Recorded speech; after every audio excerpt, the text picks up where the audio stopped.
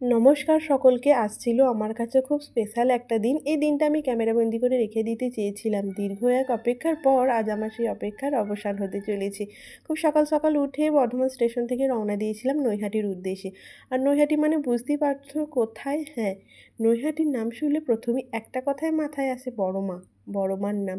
এই কথাটা কিন্তু সত্যি, মা যতক্ষণ না টানাবে ততক্ষণ কিন্তু শত ইচ্ছা সত্ত্বেও আসা যায় না। আর আমার বিশ্বাসই হচ্ছিল না যে শেষমেশ আমিও মায়ের কাছে আসতে পারবো। কতদিনের যে মনের এক কাঙ্ক্ষিত ইচ্ছা পূরণ হতে চলেছে, সেদিন আমাদের সেভাবে কোনো লাইনই দিতে হয়নি। ফাঁকায়, ফাঁকায় মায়ের পুজো দিয়েছি। আসলে মা চায়নি যে এতদিন অপেক্ষা করানোর পর আবার লাইনে দাঁড়িয়ে অপেক্ষা করাতে।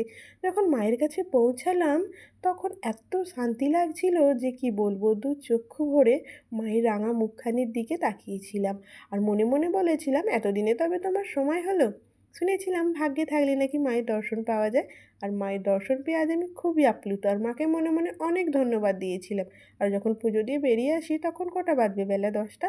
বাপরে কি লাইন পড়ে গিয়েছিল গঙ্গার ঘাট পর্যন্ত। সকাল সকাল গঙ্গার ঘাটের দৃশ্যটাও অপূর্ব লাগছিল।